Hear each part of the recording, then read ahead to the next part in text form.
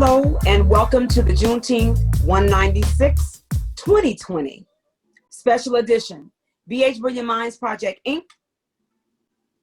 is honored to have invited guests who will tell their personal life stories from past to present. B-HBrilliantMinds understands the importance of leaving a legacy that will carry on after we're gone. We know the importance and that we have the responsibility of keeping our stories alive, creating opportunities for our voices to be heard and shown. Community voices is what we're bringing to you. The Juneteenth 196 special edition will capture the essence of why we are celebrating and honoring the backs and shoulders of our ancestors who we are standing on. Their faith, their resilience, their blood, their sweat, their tears, and their strength are the building blocks for the next generation to come. We are blowing into the winds of creation as we create and prepare the brilliant minds of the future towards excellence. What we also want to say is that this series will be uploaded to B-HBrilliantMinds Project, Inc. And if you are participating in this series, you give B-HBrilliantMinds the authorization to record your voice, your picture, and your comments. We thank you for being here, and we have a special guest, and his name is Mr. Miguel. I'm going to let him introduce himself. He's just like my nephew. I call him nephew. How are you doing, Miguel? I'm great, Auntie. Thank you for having me. You're welcome. You're welcome. Well, we're just going to ask you a couple of questions, and we're just going to go from there. So with that, tell us a little bit about yourself, your upbringing, and your passion. Yes, ma'am. So my name is Miguel Gonzalez. I am an educator. I'm a cultural entrepreneur. My main thing is music, but I also dabble in some different arts, including spoken word, urban art. I have a youth empowerment program called Talk of the Town. I have a published book called Words of Fire, Poems of Power. And I'm very much like you, Auntie, in terms of doing everything that I can to empower the community, empower families and youth, not only through arts, but inspiration, entrepreneurship, and the truth behind kind of the oneness of humanity. Because, living in America, we have a society that tries to drive wedges between cultures, in particular ethnic wedges, that for us, we know our illusions, and they keep us, besides keeping us separated, they keep us weak. Absolutely. So, I was born in LA, moved to San Jose when I was 5, grew up in a very multicultural neighborhood, which I feel was fundamental in giving me this consciousness of the importance of diversity. When I was 10 years old, I started traveling back to Colombia, Cali, Colombia, to be precise, which is a very tricultural city with a very strong African cultural influence. And I have to say African because I'm not sure what particular culture, what particular country in Africa is the strongest influence there. Just to keep things broad. But upon traveling to Colombia several times, and then growing into my adolescence and my young adulthood, and getting my college education, I started seeing all the Native American and African influence in my particular culture there in that city. Because if you go to different parts of Colombia, you will see more or less of this indigenous and African cultural influence.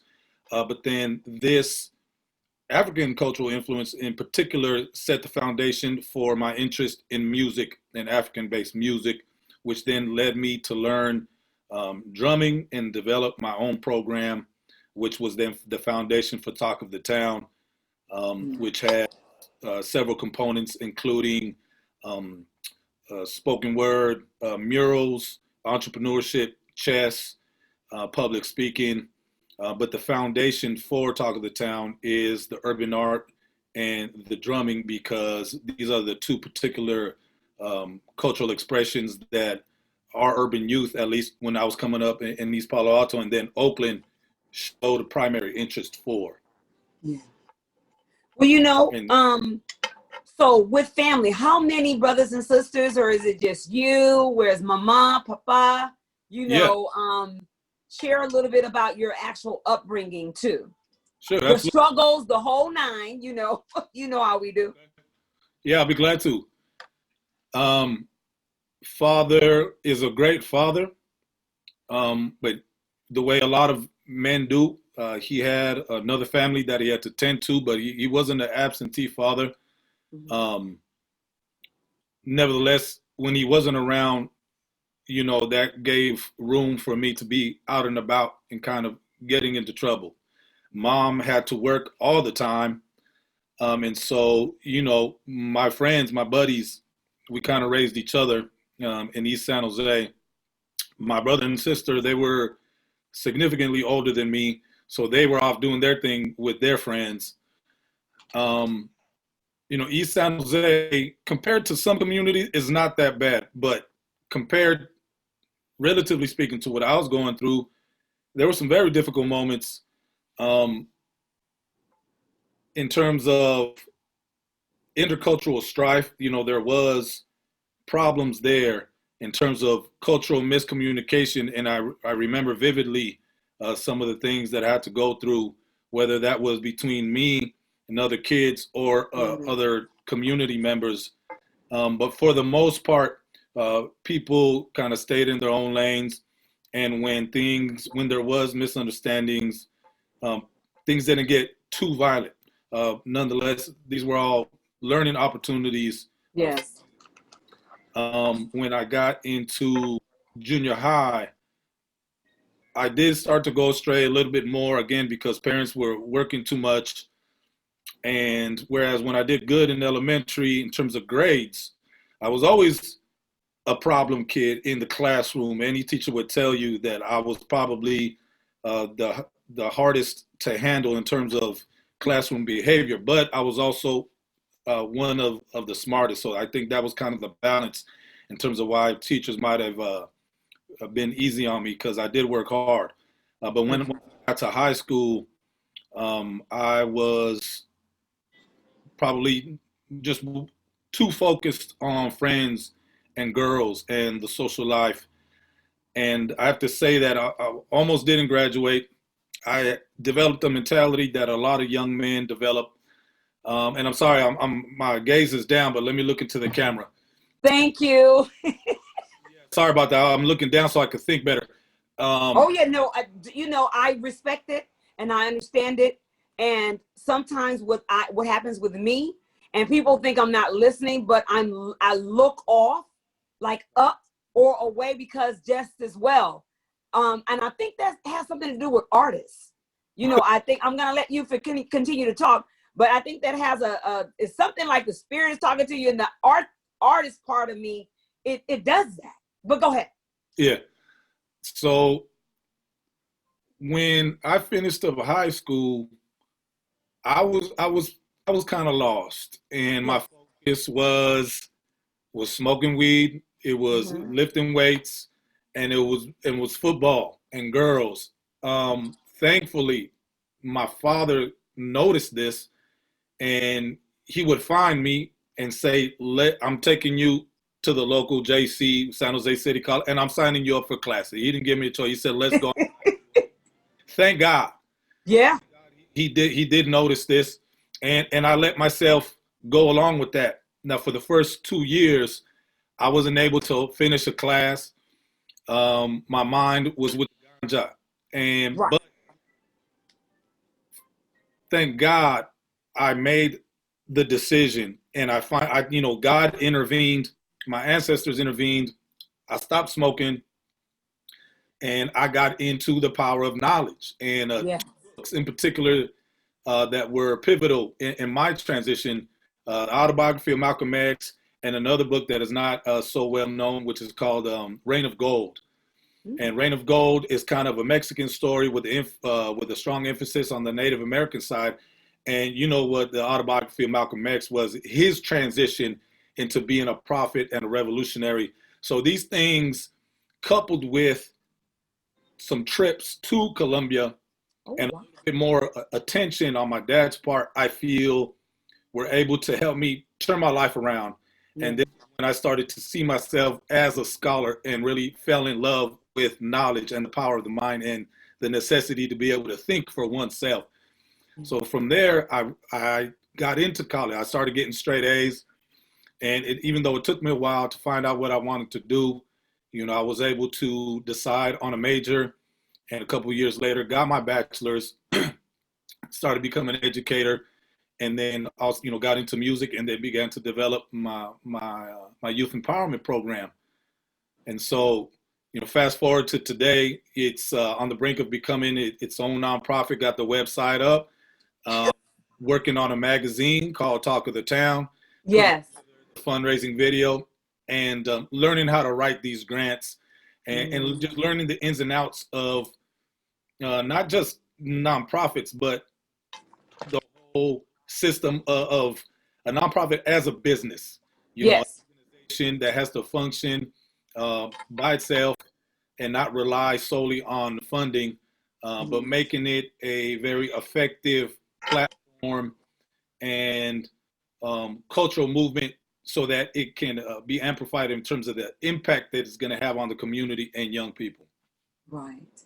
Wow. I mean, you know, I commend you, because it's hard, and we all have things that we have to go through in order to, and thank God for that he was like, nope, I see you going in the wrong direction. Nope, this is what you're going to do. You know, sometimes we have to have people in our lives to push us and say, don't give us no options. No, this is what we're going to do. And I thank God for him stepping in and intervening, like you said, and did that. You know, as we know, and you were talking about our rich culture, you being able to learn about your Mexican side of yourself, Colombia, you know, is where I think, and that's why they don't want us to really, folks don't want us to know our culture, is because our culture will turn on a light switch. To me, it'll once you learn about yourself, it turns on a light switch, and it's like, oh, and then everything else along with your purpose, it just like lead you to a certain, you know, you start going in a certain direction. So for you were getting ready to say something? Oh, simply that I'm from Colombia. Colombia. So tell me a little bit about the roots of Colombia. Well, you know, Colombian culture and society, it's a mixed culture. And for people that don't know this, because so many Americans, they get one image from Hollywood. America is very good about filtering and making sure that folks here get one or two images. Yeah. You know, and that's cocaine and violence for right. And this is very. Oh, now teach. I'm sorry? I said teach. Yes. And you know, a lot of people living in Oakland will identify, because this is the image that America propels about Oakland. And it says nothing about the richness and the militancy of the organizing and the culture and the music, you know, starting with before the arrival of Europeans, and then how Oakland was built by African Americans, and then after the Panthers, what COINTELPRO did and the government did to make sure that violence squashed that revolutionary movement that came, you know, out of Oakland.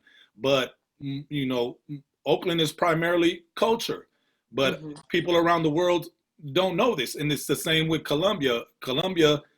We're all about music and expression, but if you leave it up to Hollywood, it's just cocaine and violence and pretty women. Right. We are so much more than that. In terms of the influences, the strongest influences culturally in Colombia are the African and Native American heritages. For people that don't know, the Spanish were not as thorough with their violence. So when Africans started running away from the plantation into the jungles, into the mountains, the Spanish let them go. Mm. And so to this day, there is a town, an Afro-Colombian town called Palenque, where you, Palenque. Palenque. Yeah, Palenque. And I recommend anybody here listening to this, or anybody that will listen to this, to do research on this town, because the people that live there are the children and the descendants of those Maroons that ran away, and they still speak a Creole African dialect that has a little bit of Spanish, a little bit of Portuguese, but it's primarily Bantu. Bantu. From the west coast of Africa.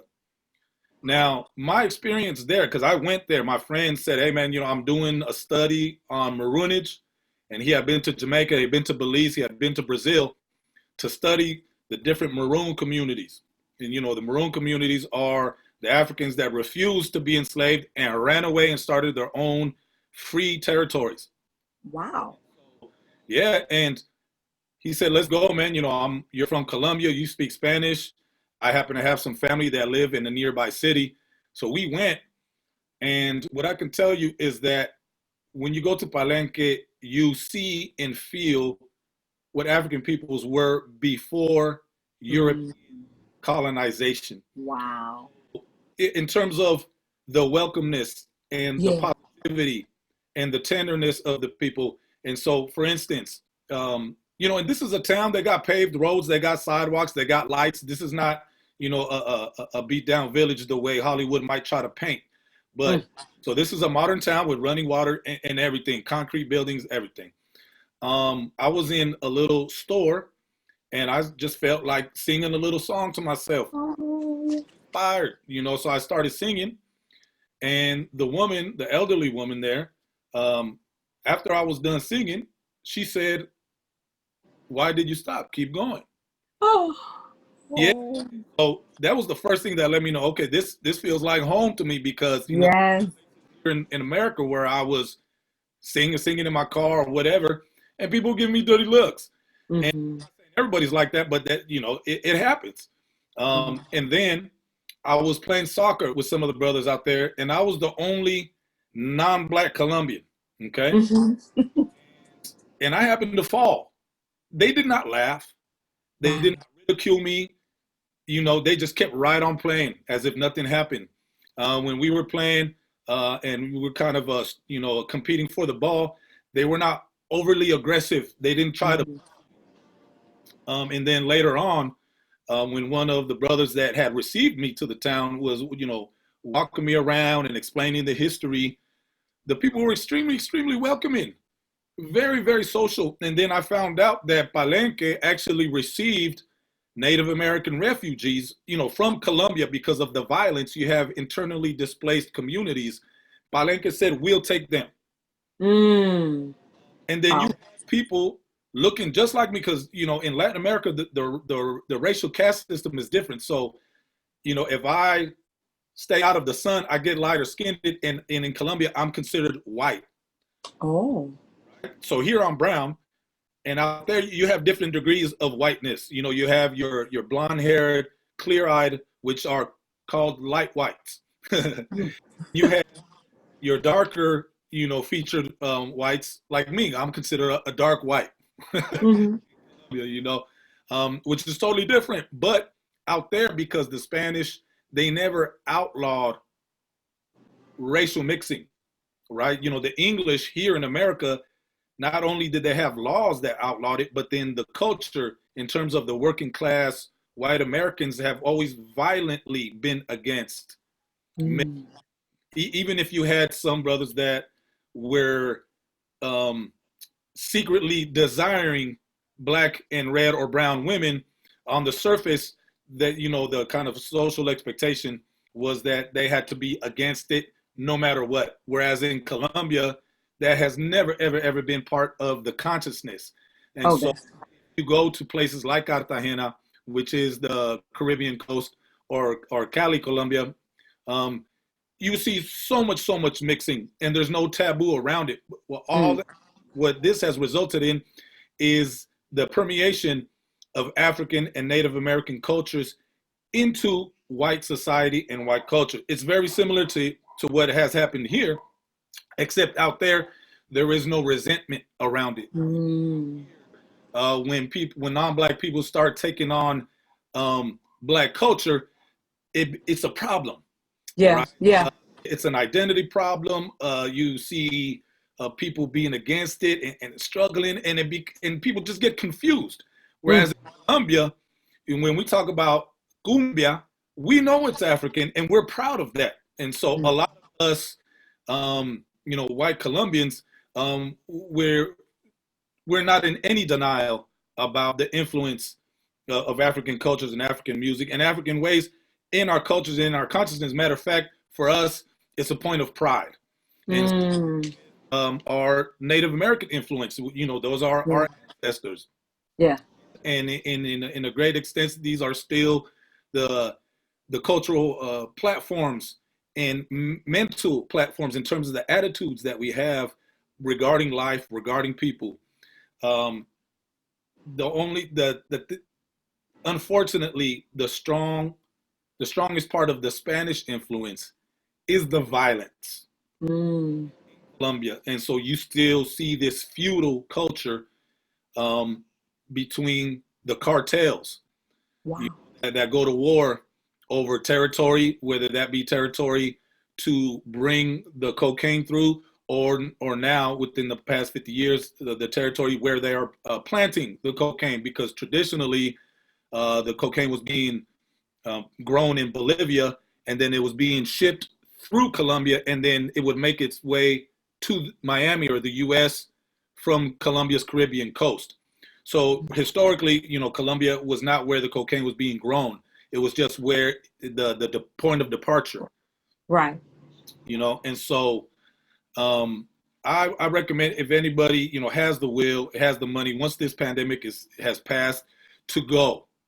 And not just Colombia, Cuba, Puerto Rico, because what I can tell you is that America has planted a seed of racism so deep Wow. our consciousness. And and very often it's a subconscious thing, especially for us that care. Because it's in the air here in America. And so it can be hard for people to just feel free very often when they're in certain spaces.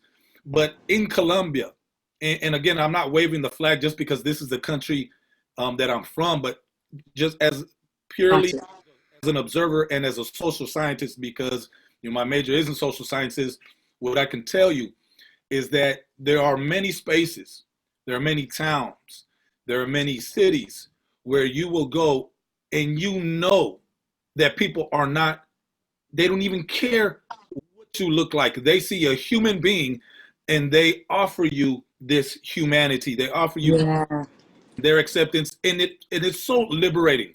Yes. And people in America need to feel that. Yes. To feel that. This is not all of Colombia.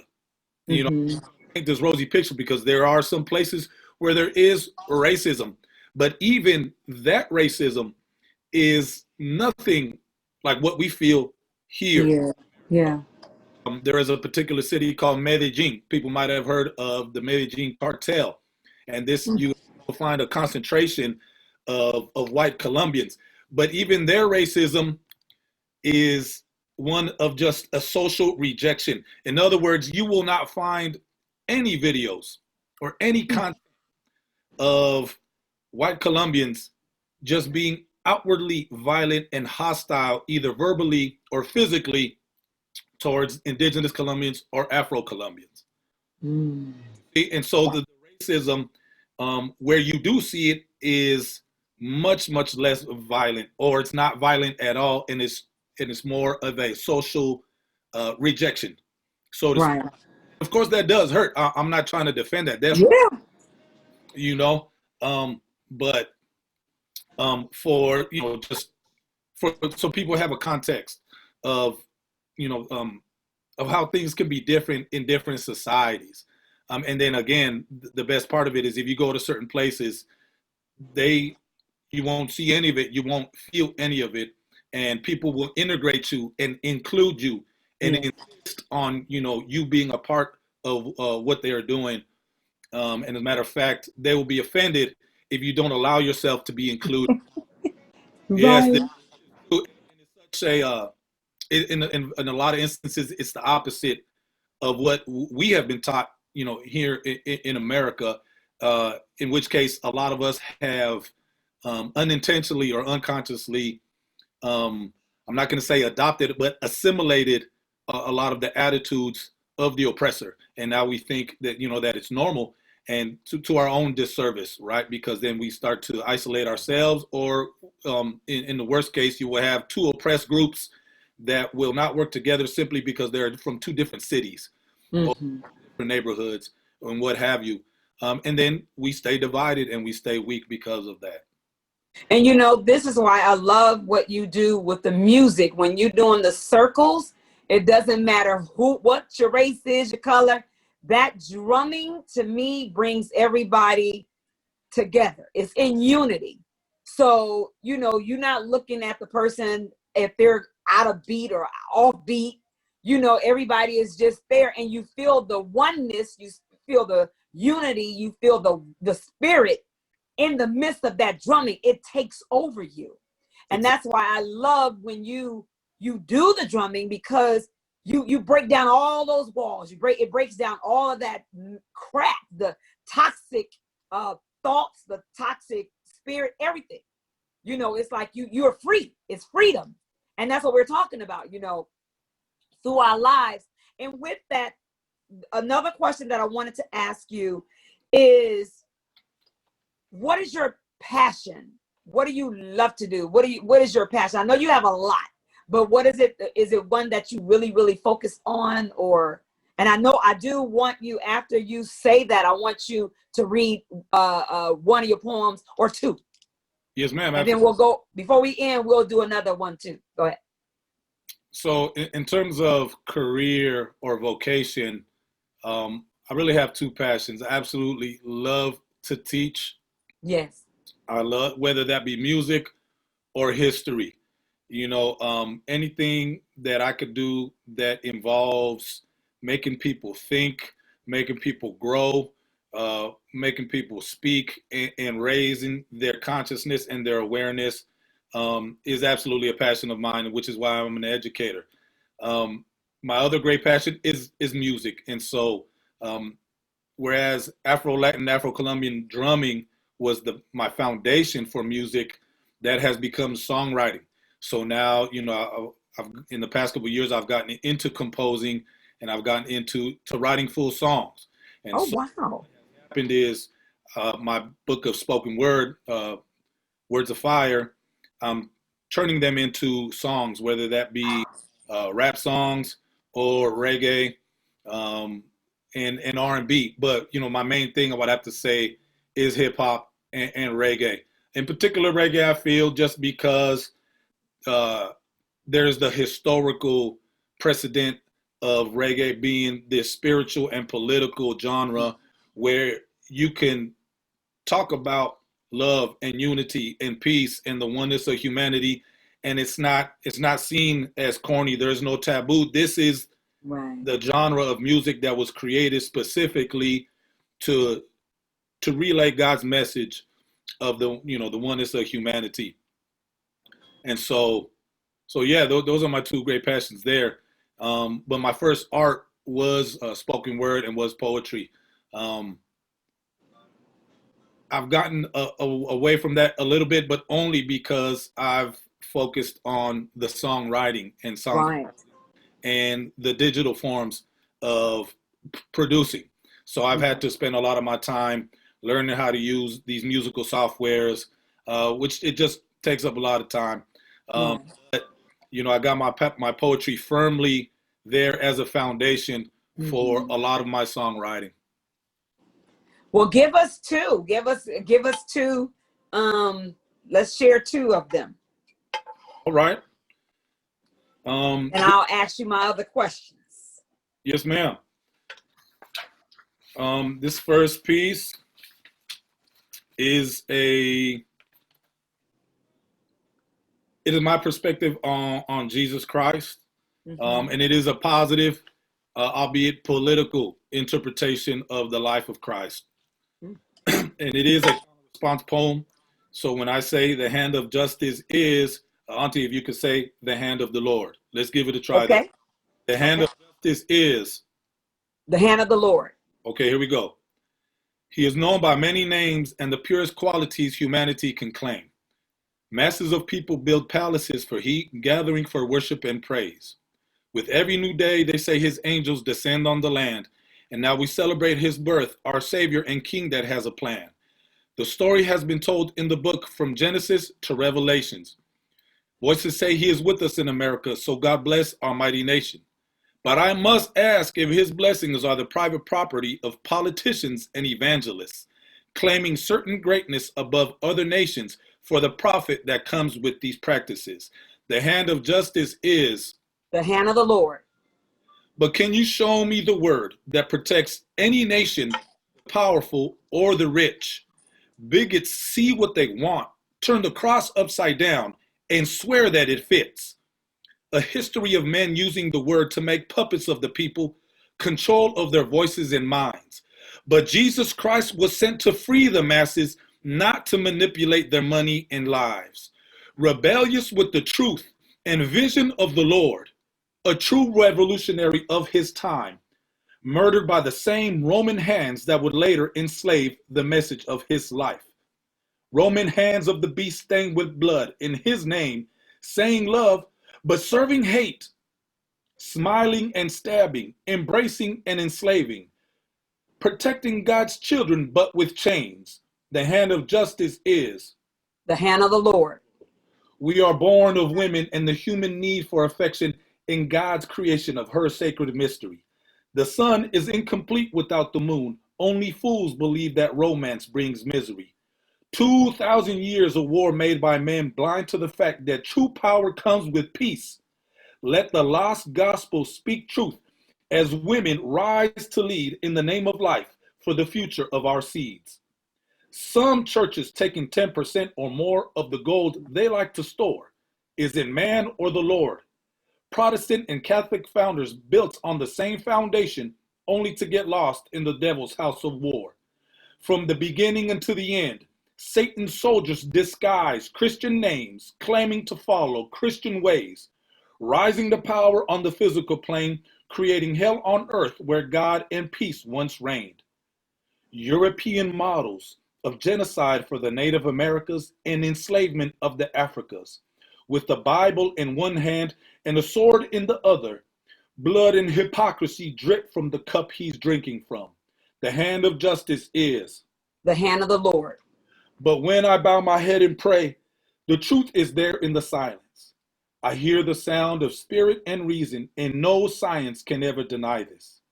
The same mysterious force that dominates the darkness of a midnight sky.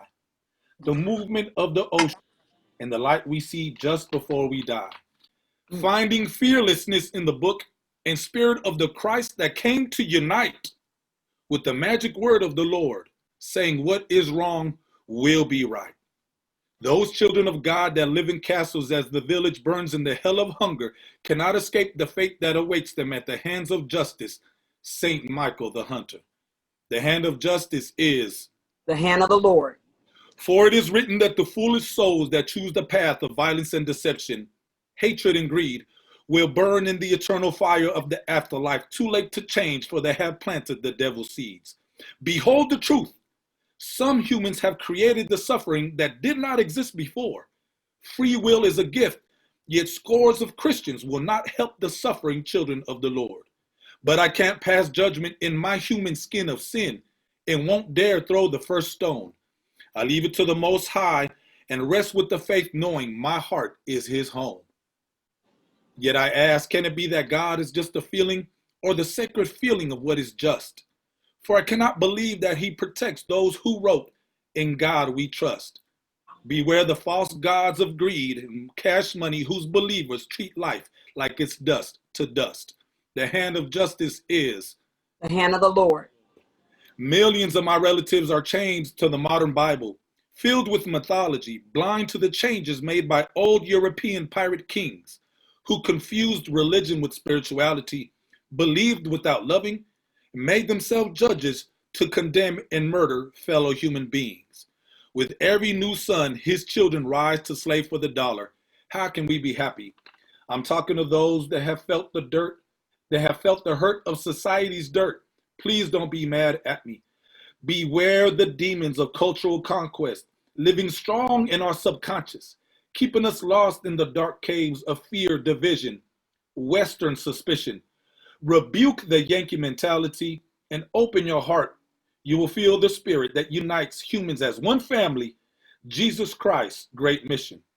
His breath is the word that speaks of truth and strength in the face of lies and oppression. God's choir says love is the fire that burns all snakes of hate and violent aggression. Gold, fine robes, and carnal things will never give birth to happiness, for life is worth much more. Religion doesn't rule me, but I must believe in the hand of justice. The hand Is the hand of the Lord. Wow. You go, nephew. Hey, we met by you doing some spoken word, and I'm like, oh, I got to know that young man. That's my nephew, look. And it was a beautiful thing about it, and what I loved about you and all of the people that God sends my way, we become family instant. Soon as I spoke with you and I went over and I talked to you, hi, auntie. You didn't even know who I was, but you called me auntie. So I respect that. I love that. And I'm so grateful. I work for young folks like you. You guys are the reason why I do what I do in our communities. And hopefully, prayerfully, that I am doing and walking in my purpose, because I am so grateful to be a part of you guys. Your young folks, you guys, y'all give me the energy that I need. And when I'm with you guys, even though I think you guys feel the comfort of me, I feel the comfort of when I'm surrounded with you guys. I feel so like not only safe. I feel you guys hold me up. I know that I got some young warriors and soldiers that I know that's on this battlefield that's trying to do what we can do for our people. And I just tell you, you guys are my heart. I work for y'all, and you guys inspire me. When I feel down, I think of you young folks. You guys are the one that give me like, oh, I got to keep, oh, no. You get it together, girl. You got to keep going, because you got these other young ones that's young adults. I mean, y'all younger than me. You know what I'm saying? Y'all my nephews and my nieces. I call you that.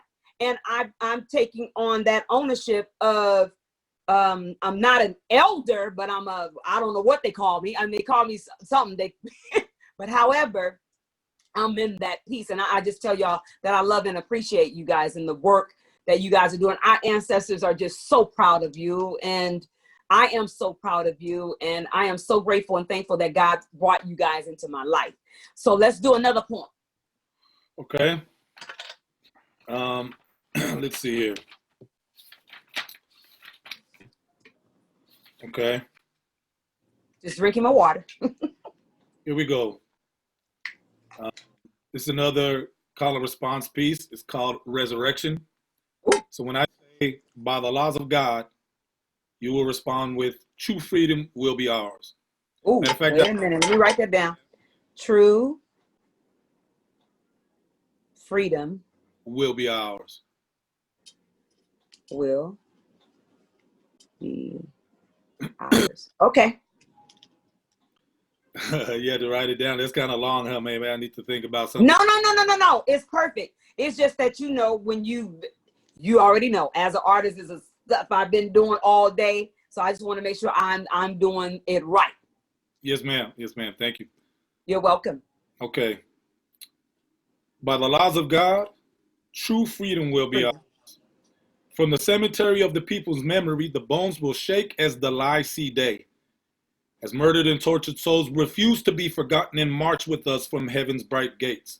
The past never goes away and never dies. It only sleeps to reawaken when the wheel of injustice has turned its last and finally breaks. Truth and love won't tolerate the further perpetration of hate for money's sake. The empire has grown beyond what it could bear, pillars too weak for justice to wait. 500 years of elite European domination of the non-white human race. No need to blame, but let those holding the guns recognize fate and step to the plate. Their puppets of color can line up behind them, straight traitors to the people, wearing the native mask to hide behind their true colors of greed and evil. Bent backs that don't break will stand straight, rising or die trying. One's blind souls can now see the mental change and feel the real promise in fighting. By the laws of God, true freedom will be ours. Victory comes with the decision to cut off the claw that causes the burn. Violent exploitation of my red, black, and brown relatives, my people, when will we learn? Letting go of useless fears when we work as a village to find survival. True power and happiness found in the resistance through positive cultural revival. Resurrecting our roots from their American grave to reclaim what was taken from our ancestors. Throwing away materialism and the fog of illusion as mental slaves of capitalism. For many eyes cannot see the chains around the necks of our family, but our souls know the truth as we heal the wounds of colonization and can finally be happy. No more convenient ignorance or self-imposed blindness to this problem. The day has come for humanity to see itself as one. Let nations unite as we call them. From every corner of the globe, the four winds carry news of a new sound and power. The people's music as they sing a new song of fearlessness. Warriors are born from cowards. Finally finding our way out of the darkness of hell's dungeons, torturing American prisons, breaking the chains on our souls and brains. A black and brown movement is the vision. By the laws of God, true freedom will be ours. Hesitant to kill the oppressor for all that he has done, too many years of pain to count, but starving for redemption in the name of God, for we know that he will help us strike the monster down. The conqueror is compelled by fear and a guilty heart. One only check his record. The devil's book is written in blood, and the darkest crimes humanity can remember. For he knows that God has always been there, waiting patiently for fate to run its course. Let humans draw maps of life and death across time and continents, while justice gathers force. If you listen carefully, you'll hear the voices of those that did not deserve to die. Millions of victims of colonial violence, generations denied their right to life. Now the day has come in which the wicked have nowhere to run and nowhere to hide. Only the media can paint blurry pictures that focus into lies as people open their eyes. And how beautiful it is to see oppressed people rise up, finally uniting to take a stand. No more running, no longer crumbling before the stick. The oppressor is only a man. Rich and powerful citizens with good hearts must give gold and voice to the movement. Enough protection for the rebels to mount a worthy fight as love guides us through it. All the money and soldiers and guns of empire cannot buy or kill the will of revolution. God and justice are with us in the battle for balance. To the end, no need for confusion. It is happening as we speak. Witness global rebellion as the mass of humanity chants, "We've had enough." By the laws of God, true freedom will be ours. It's just a matter of time. We have already won. Oh, wow. That was deep. Both of them are deep. It's like, whoa. Well, my God. So a question, what headspace were you in when those poems came to mind? what was the Spirit saying to you? Where were you at, in your life? Yes, ma'am. Well, for pieces like that, I always start with prayer. I do. Yeah. Absolutely. It is, it's not just going through the movements or religious, um, just something religious that I do. Yes. Because I honestly believe that it is the Most High speaking through me. Mm-hmm. And so, part of me feels that I almost can't take credit for this because I Yes. enter a meditative state and I pray and I try to silence anything going on in my mind. And I imagine that God is with me. I call on the Most High. I call on my ancestors. I will bless the space and I'll begin to write. And obviously there's this kind of intellectual part of the brain warming up and getting into a rhythm. But then, once the juices are going, the pen speeds up and it kind of takes its own form, its own action. And so for me, it's divine inspiration. Yes. I do have to start with prayer and meditation. Yes. No, I was just throwing my hands up because from a poet to a poet, spoken word artist, I understand exactly what you're talking about. What we have to do in our daily lives is make sure, like you was just saying, we set the atmosphere. When you set the atmosphere, there's things that will come to you, be like, whoa. And some of it can blow your mind. If you got like tuned in, it'd be like, wait a minute, where did that come from? Did I hear that? It was like, yes, you did. And it's a beautiful thing when you know for sure that the ancestors overtake your body and Lord overtakes your mind. And that the words that you're saying is for society. It's for us. It's to inspire us, because you never know what somebody is going through or what happened. And I want to share this because those pieces that you just said, I learned earlier today, and we had to pray for their family. I don't know if you remember the young, there's a Caucasian brother that's out over there when we're doing the Juneteenth over in the West. Yes. He ended up, because of the fires and all that stuff, and he found out he had cancer. Oh. He took his life. Oh. And it was like last week, and I'm like, whoa. So it's like these kind of poems and this kind of information, and that we're sharing people's personal stories. If somebody can hear this, it may change their mindset. It may change their lives. It may change something. It may empower them to say that you're not alone. Yes, ma'am. That's why I said we need to talk about the good, bad, the ugly, all of it. Because somebody is going through something, and you never know. Go ahead. No, that's I'm sorry. That's terrible. That's terrible. Yeah. What I do know is that the unclean one, that he works on people's psyche, which is so important for a person to stay spiritually cleansed. Yeah. I've gone through spiritual warfare, like literal spiritual warfare. Without getting too far into it, I was working at a Job Corps here in San Jose, and these youngsters showed up that they followed the unclean. They were followers of the devil, and they were doing some things which propelled that Job Corps into unexplainable violence. When I started working there was no violence because the Job Corps is a place where young people go to turn their lives around. Right. And after these boys showed up, they happened to be Caucasian. But after I spoke with them, what I learned was that these boys were not inherently evil, but they were just socially awkward. They were looking for some kind of power, and this path found them, and they stayed on this path. But they were going to close down Job Corps, and they were going to close down because it's a federal facility, and they couldn't stop the fights. It went from a point of no violence to where there was happening 3 fights a day. Good Lord. Counseling wasn't doing anything.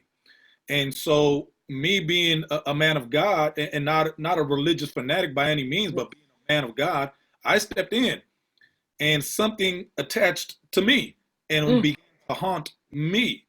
And I had never gone through anything like this. And I felt like I was in a movie, crazy dreams, sounds and noises and all this. And I had to do my research because I called up pastors, I called up spiritual people. They say, hey, try this, try that. And none of it was working. And I had to, long story short, I found this prayer, a Christian prayer, which was an exorcism. And finally, it pushed everything away. Thank God, thank God. But after this experience, it really made me think, as a scholar, is it possible that some of our relatives, some other humans, are walking around with things attached to them, and that they are hearing voices telling them negative things about themselves, telling them that they're no good and that they're worthless, and that ultimately this leads them, to either homicide or suicide. Yeah. So unfortunate. It's a very sad thing, but it just lets me know that people are in need. Yes. True spirituality. Sometimes just the church is not enough. Some churches are run as businesses, and I don't want to judge, but I'm just calling things for what they are. But some churches are true houses of God, but because Christianity has the true message of Christ has been twisted, some people are just completely turning it off. And it's a shame because some people, they need Christ, and they need the words of Christ. They need the love and the true message and spirit of Christ. And all I could say is that particular experience for me solidified my belief in the power of the word, but also the energy of what is Christ. And, I also practice Ifa, the Afro-Cuban religion, but my experience, my daily waking experience, and also my heart tell me that there is no contradiction there. Why? Because as long I feel a voice, and albeit God or Christ, saying, as long as you have love in your heart, as long as you do to others, as long as you do good, as long as you serve your fellow human being, then you're Christian. And the part of practicing Ifa, I apply my Christian principles as wholesomely as I can, in terms of not trying to judge people, and the knowledge that comes with that spiritual practice. And I know that for some people that borderlines with things that we know as witchcraft. And all I could say to that effect was that there have been many instances, historical instances, in which people of African descent have used their African indigenous religions to resist against oppression, to gain freedom. And so personally, I apply my Christian beliefs and my Christian principles, which I don't take to the church all the time. I go to the church to pray and to be, with God. But we all know that you don't have to go to church to be with God. And I apply the wisdom and the knowledge and some of the more kind of practical daily applications of Ifa, so-called Santeria, also. And it is working. But the main thing is carrying love and peace in your heart and doing good in the world. Well, along with that question, you talked about it a little bit. Do you think that you chose your career, or did it choose you? Oh, yeah. Well, I think it's probably a little bit of both, or a lot of both. Teaching, it doesn't render a lot of material abundance, but in what I've learned about human beings, the impact that I've been able to have on young people's lives, that's priceless. We happen to live in a society that doesn't value the way it should be. We live in a state of California where historically, as soon as California became a predominantly non-white state, you will see that funding, education funding went down and funding for prisons went up. And so there's absolutely no mistake behind that, because the people running our society, they know the power that educators have. And so basically it's incumbent upon me to get money in other places. And I'm happy, I'm fine doing that, because I know that this is what God, wants me to do. And so, yes, we chose each other. And Okay. I've had enough confirmations, again, living life, but also in my dream state. I've had enough dreams and spiritual experiences telling me this is what you're supposed to be doing. Oh, awesome. So my last question would be, what would you like to create? Or what would you like to share to the world? What would be your legacy? What would you like to leave? What would you like to make? Well, without sounding too grandiose, I want to carry on and finish what people like Bob Marley and Tupac weren't able to finish because their lives got cut off.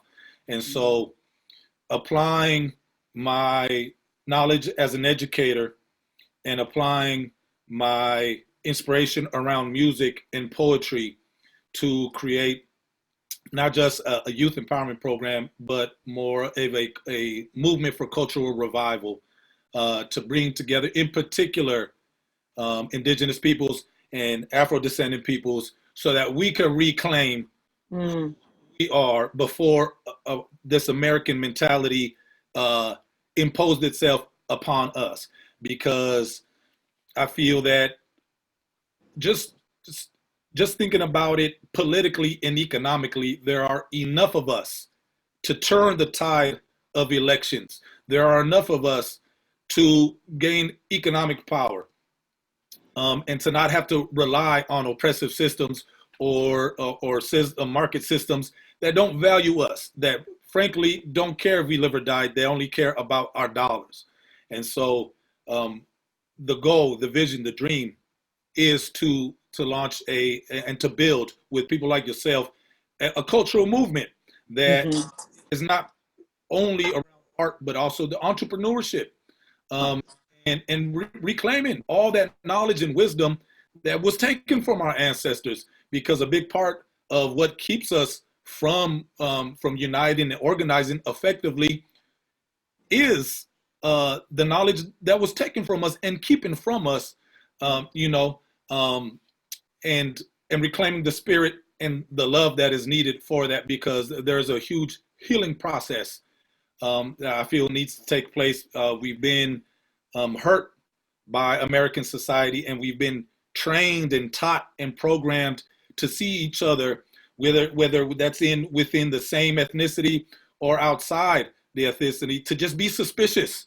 Yeah. And it's almost a default attitude that we fall into, and unless we start to learn, like, hold on, why am I becoming suspicious of my own neighbors? Why am I becoming suspicious of my own relatives, or of my own brothers and sisters?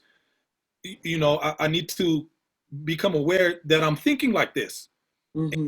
That why am I judging my brothers and sisters, again, of any race, but particular people that look like us, in particular with Black and brown? We have these attitudes, these American attitudes, that have become as normal as the air. But if we don't realize that this is a distinctly American way of thinking, it's going to be hard for us to decolonize ourselves. And so identifying those colonial attitudes and saying we refuse to think like that, we refuse to live like that, we refuse to communicate like that. Even we refuse to view ourselves as individuals. Sometimes here in American society, I feel, without condemning our white brothers and sisters, but historically these have been white European attitudes that have been imposed on us, and that we have, as innocent folks, taken on and assimilated these attitudes. And so we're extremely harsh with each other. And sometimes that is not the best way for us to move. We actually need to be more patient, more loving and understanding and accepting of each other. And that makes it a lot easier and more conducive for the things that we want to do, especially if we're trying to change the world. That's right. Hold on for one second, I'm going to go ahead. There you go. Okay, can you hear me or see me? Yes. We can hear you. Okay.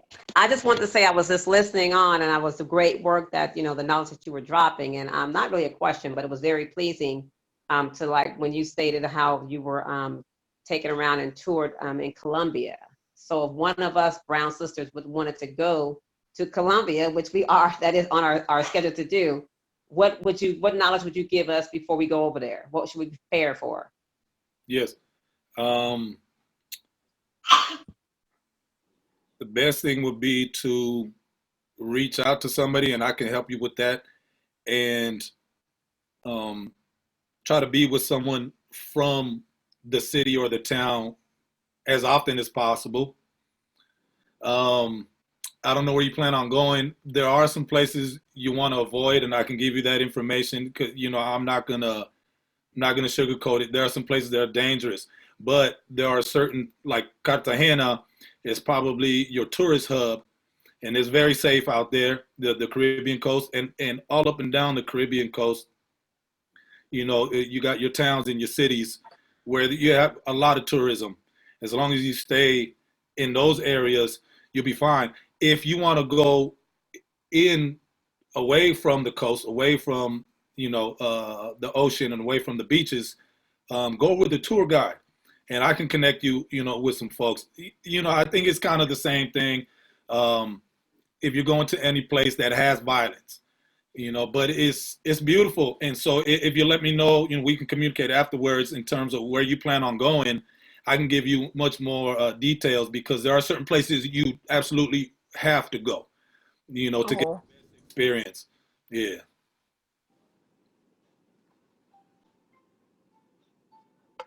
Keish, did you have a question? Jackie, we can't hear you. I was just saying thank you. Thank you for answering that question. I know that, again, like you said, it's a beautiful place. We've heard nothing but great things about it, and we do travel together as a family.